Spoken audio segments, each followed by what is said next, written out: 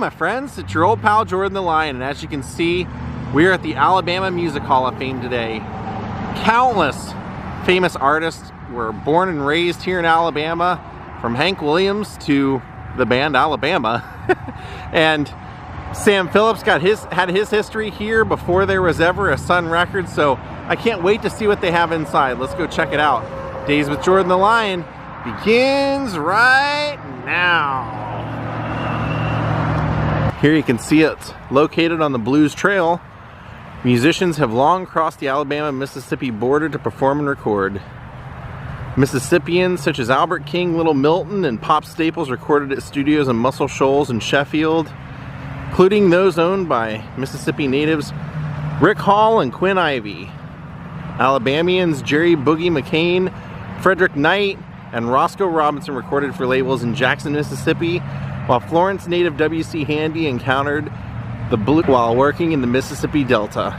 You can see they have a fountain that is not turned on right now, but a lot of people honored here. You can see the Oak Ridge Boys, Hank Jr., Alabama, Freddie Hart, Percy Sledge, 20-year member of Austin City Limits, Wilson Pickett. All right, let's go check this out. I love that as you walk in, every aisle is a record at the doorway. Take a look at that. It's Hank and Hank Jr. etched up here in this mirror. How cool is that? And it looks like at the grand opening of this Hall of Fame, they had Alabama here. Gotta love it. So take a look as soon as we enter. This place is beautiful. And they have their own Walk of Fame here. Names I definitely recognize. W.C. Handy, David Briggs, we just saw at Elvis Fest. The Drifters.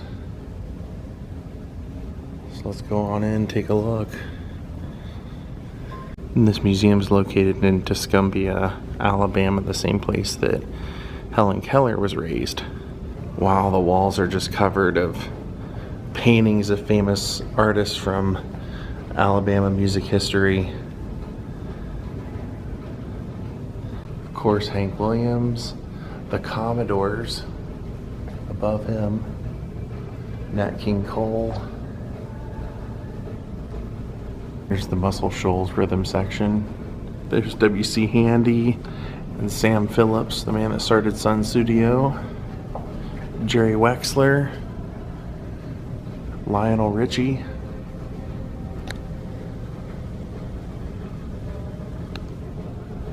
And there's the Louvin brothers and Emmylou Harris, Clarence Carter, and Alabama. And of course, don't forget the Temptations. Look, there's Tommy Shaw from Damn Yankees, and Jimmy Rodgers above him, and then Jim Neighbors, Gomer Pyle above him. All right. Oh, this is cool. I love it. They have these 3D sculptures coming out of the wall. Hank Jr., Lionel Richie. If you're looking for a good Hank Jr. song, listen to The Conversation. It's Hank Jr. and Waylon together. Lionel Richie. Yes, It Is Me You're Looking For. Alabama.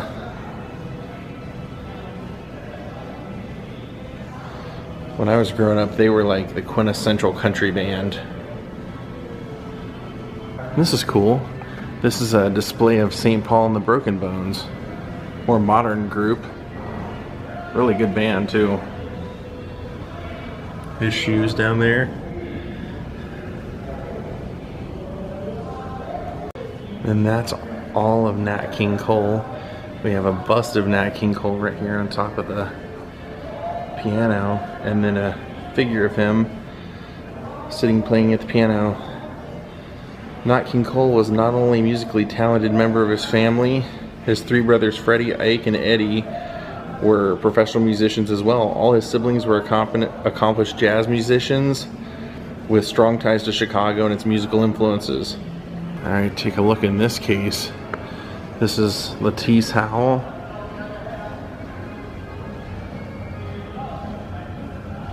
That's her costume right there.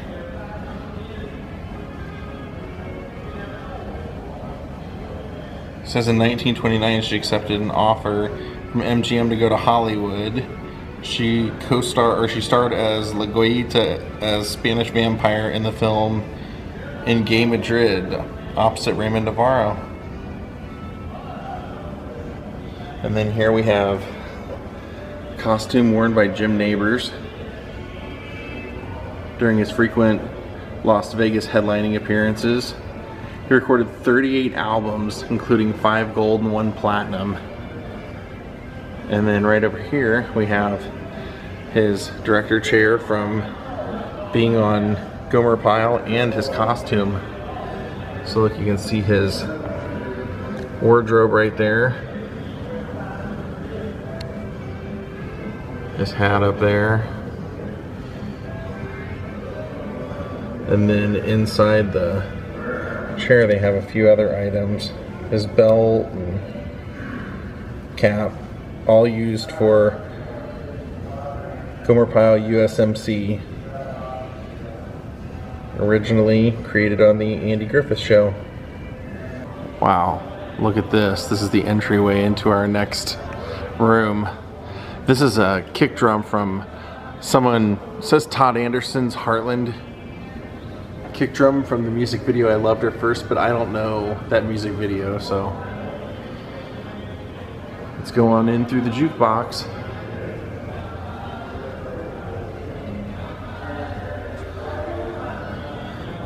Oh yeah, look at that. Delmore Brothers. Alton Delmore's guitar they used to use to teach students from his home in Huntsville following his retirement from performing. That's really cool. Then this whole section is Sun Records, of course, because of Sam Phillips. Sam got his start here. Says this is his Ampex 350 tape recorder, 2-track tape recorder owned by Sam Phillips and used in his Memphis Recording Studio Services studio. So that would have been before, technically before Sun. And then K bass violin, upright bass made by K bass violin, was one of many basses used by the Memphis Music Service on recordings made for Sam Phillips, Sun Records, and Phillips Recordings.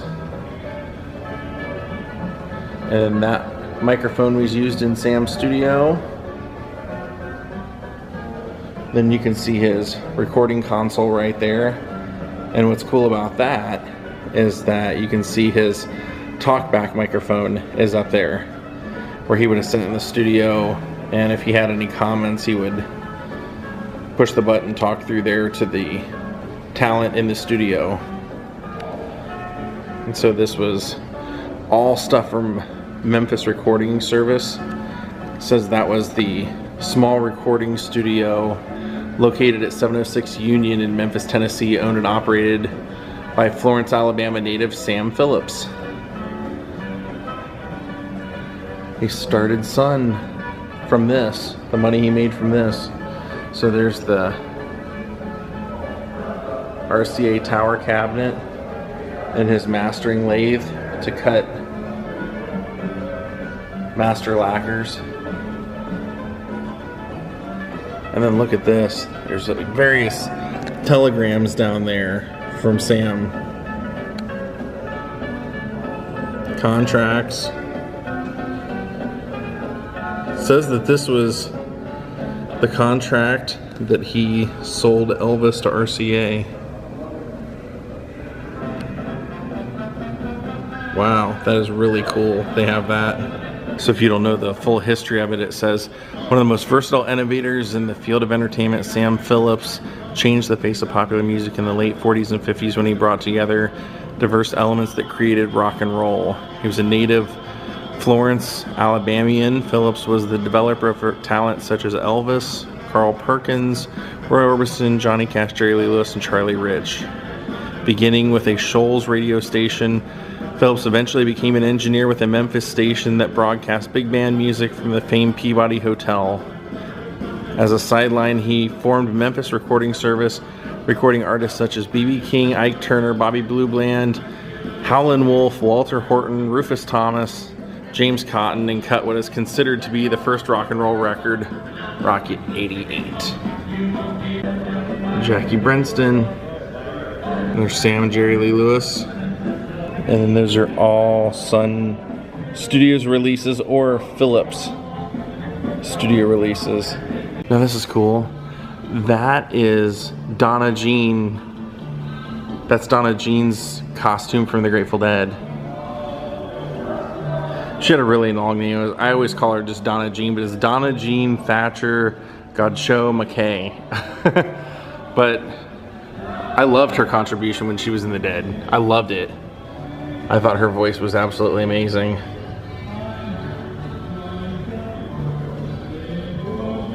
The Heart of Me is one of my favorite songs. She sings that one. There's her jacket from the band. And then Dr. Hook's guitar.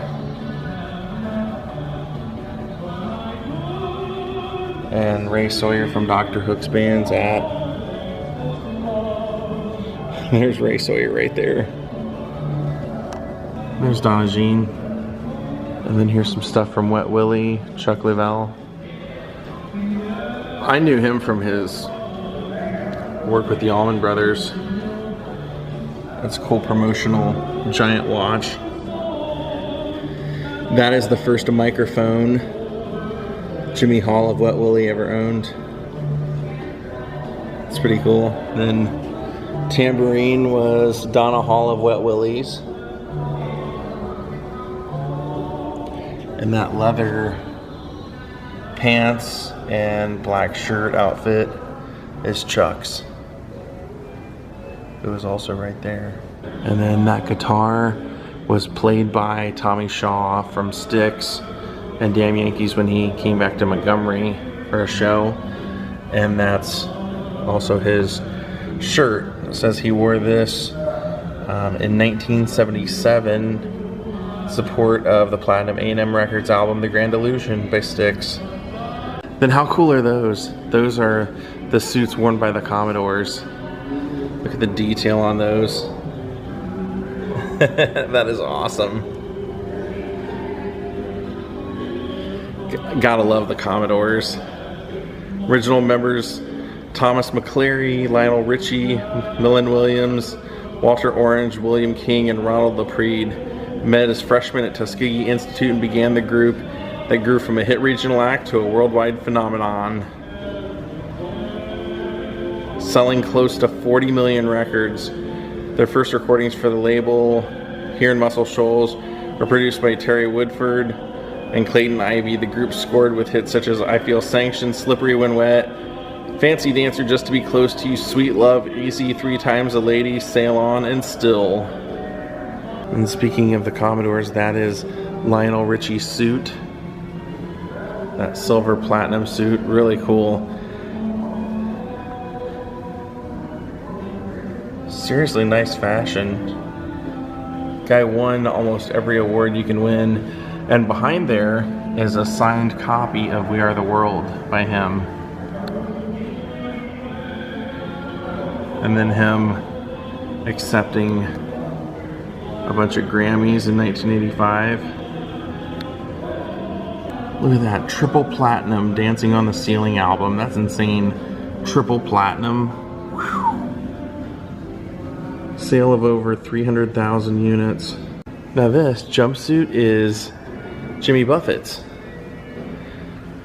Take a look at that. Didn't expect to see that. It's very cool. Born in Pascagoula, Mississippi, on Christmas Day in 1946, Jimmy Buffett grew up in nearby Mobile, Alabama, and studied at Auburn University before receiving a degree in history from University of Southern Mississippi. Then moved to Nashville pursue a career in country music. Okay, now let's walk on through this guitar into the next room.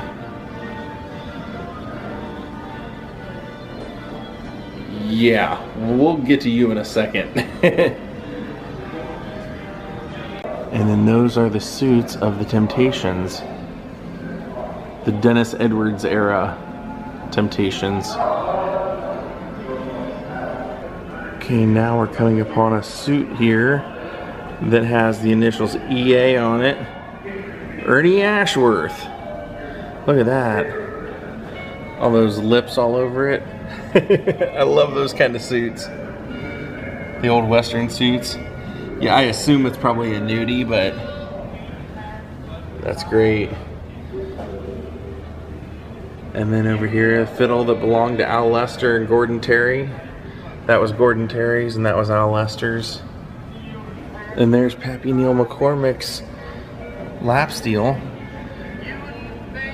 On my way up here on this trip, I stopped by Georgiana again at Hank Williams' birthplace, and they have a cardboard cutout of Pappy Neil playing this very instrument. So it's really cool to see it. Called the Contraption. Enabled him to change tunings rapidly while performing on network radio and television shows. Each neck would be tuned to a different key, and he could rotate the instrument quickly to the appropriate neck as to avoid a need to retune. So you can see there's one side there, and then there's another side of strings up there and on the back. And then it's got like a little rotator over there. Check out the Hank Williams section. Hiram King Williams, native of Georgiana. This outfit is an original suit of clothes owned by Hank Williams and his on loan to the Alabama Music Hall of Fame by Hank Williams Jr. It's one of the only 4 remaining suits of clothing formerly owned and worn by Hank.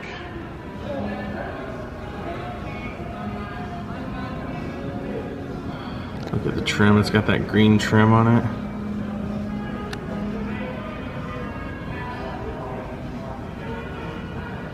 Oh, we're gonna have to look at the back. You know there's something on the back. A silver tone guitar.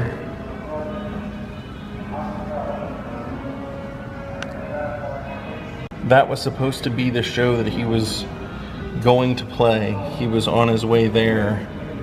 The show that he was supposed to play the night before had gotten canceled because of the weather, so he was on his way to this one when he passed away in the car. Oh yeah. I knew there'd be something on the back.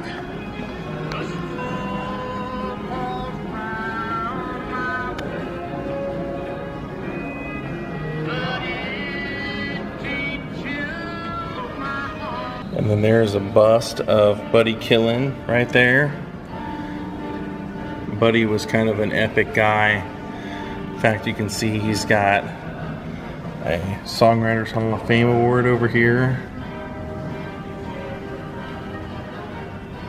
And then here he is up here playing that stand-up bass with Hank. Hank Williams Sr. right there on the right. Stand-up bass player, that's Hank. I mean, there's Hank and Buddy to the right. And it says that this necktie is worn by Buddy Killen for the cover of his autobiography, By the Seat of My Pants. There's his Coffee High School diploma. There's Buddy and Dolly. And that is the guitar and outfit of Sonny James. Sonny James, the Southern Gentleman.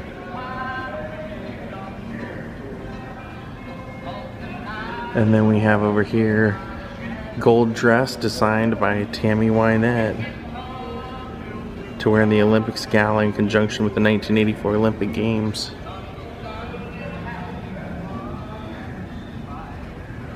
Another Alabama native. And then right next to it, check this out, there's Hank Williams display.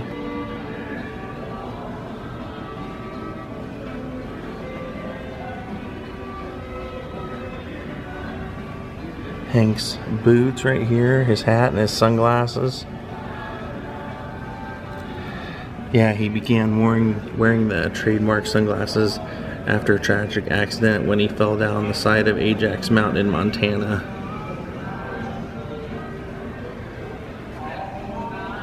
And then that's Vern Gosden's jacket. And these are Vern's clothes.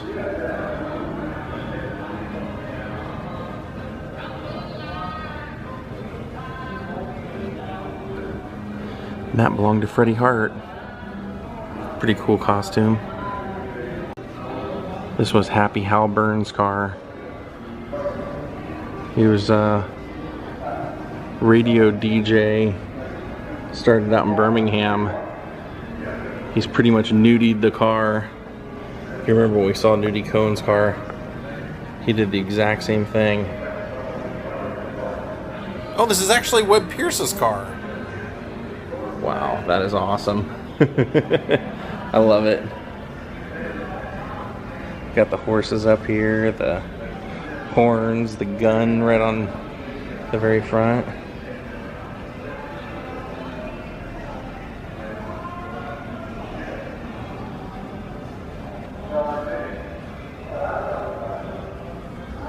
What a beauty.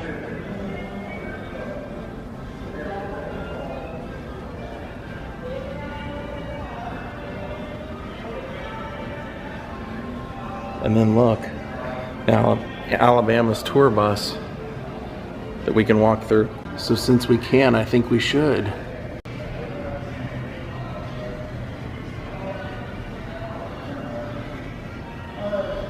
Just play that mountain music.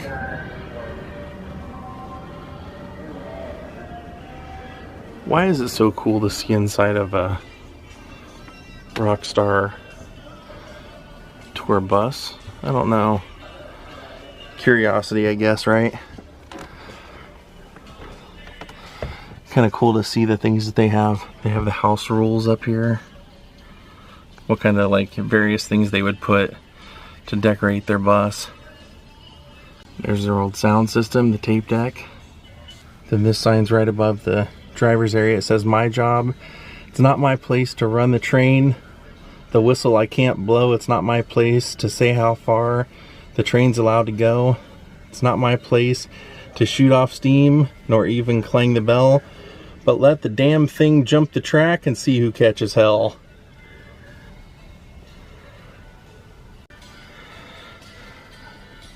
Oh, there they've got a photo of themselves in 1986.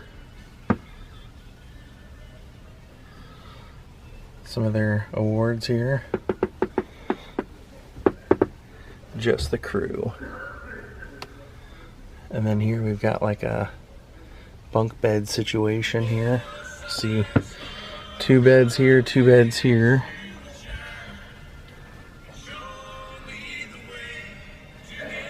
And then looks like we got 3 over here. And then back here's the TV and hangout.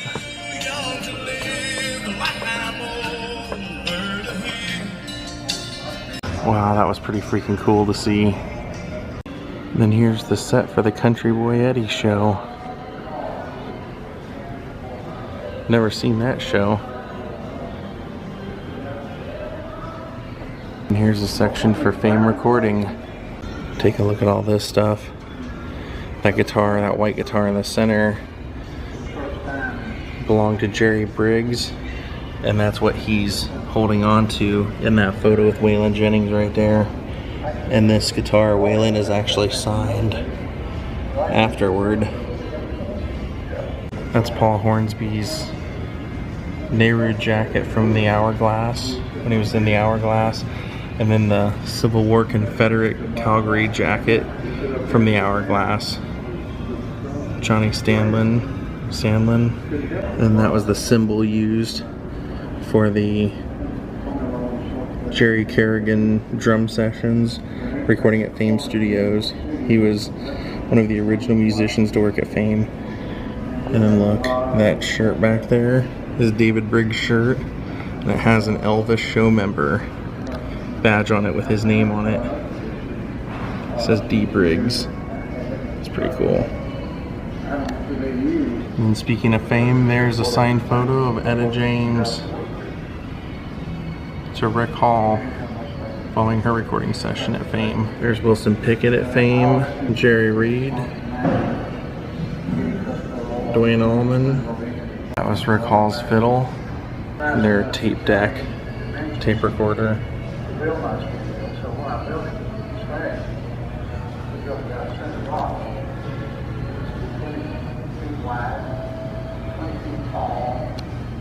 And there you have the Osmonds recording at Fame. Otis Redding.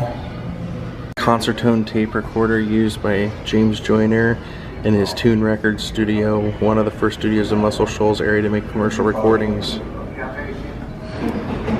This is a Farfasia organ that Spooner Oldham played on quite a few of Neil Young's recordings. He played a similar organ on the worldwide smash When a Man Loves a Woman by Percy Sledge. But he also recorded, well, he wrote Janis Joplin's A Woman Left Lonely song, Percy Sledge's Out of Left Field song, and It Tears Me Up, the Sweet Inspiration song, Sweet Inspiration. Did a lot of stuff. Even performed with people like Linda Ronstadt, Joe Cocker, I think Bob Seger even. This was Barry Beckett's Hammond organ from Muscle Shoals. And it says that in the 50s and 60s it was a site, Muscle Shoals Sound Studio was a site for teenage dances and sock hops. The site of the original studio was a former casket warehouse. Though the doors of Muscle Shoals Sound Studios have come some of the most famous artists, musicians, producers, engineers, and songwriters the world's ever known. Of course. And there's the Roger Hawkins drum set from the studios. And the guitar on the left, that was Jimmy Johnson's, and it said he was the recording engineer that worked the controls for the Rolling Stones' Brown Sugar and Wild Horses.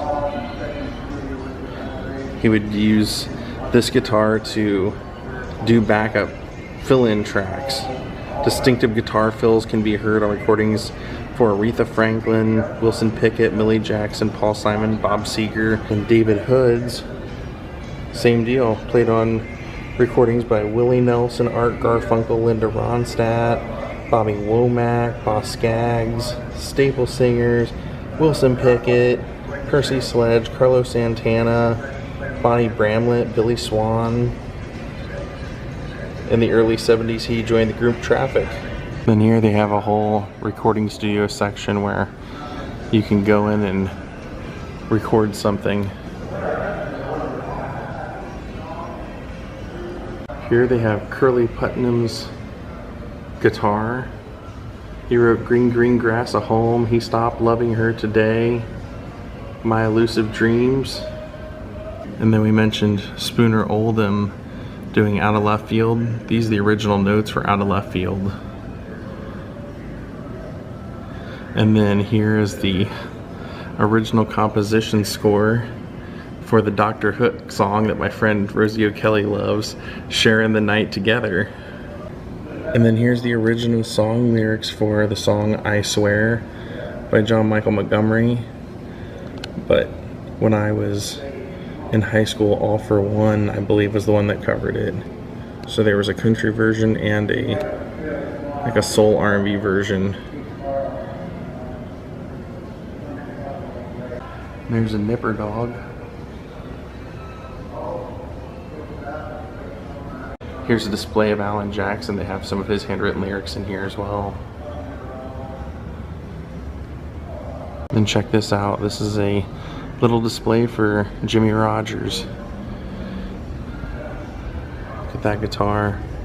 Look at the wear on it, especially right up here on the frets.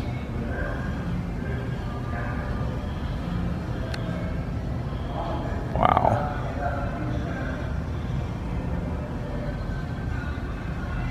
It says in 1928, Jimmy Rodgers bartered this guitar in exchange for car repairs in Loretto, Tennessee.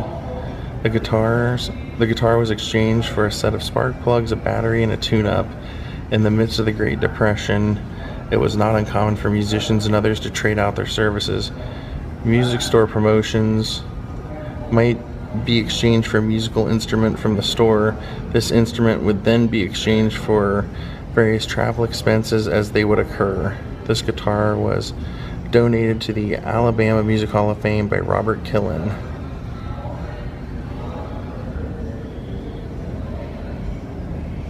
Jimmy in that famous train conductor's hat. And there's his petition for a Masonic Lodge membership.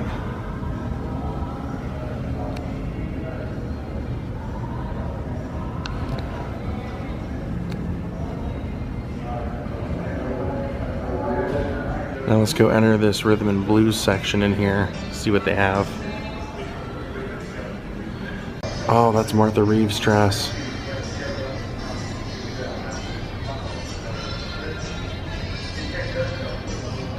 That's interesting. And all the designs on it. And here we have Jerry Boogeyman McCain's harmonica case and show pants, as well as her harmonica microphone right down there.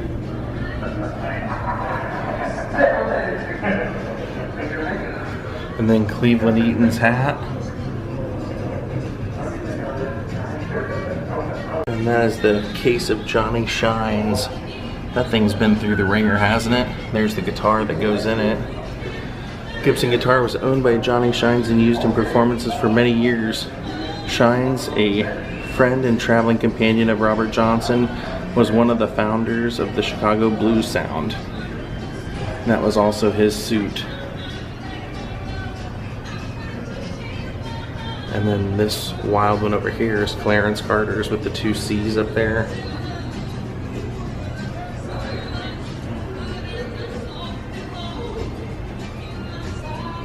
And then Clarence Carter's Stratocaster. And then this entire case is W.C. Handy. Photos and letters, and also looks like one of his trumpets. Wow. And there's Eddie Kendrick's suit. He was in the Temptations.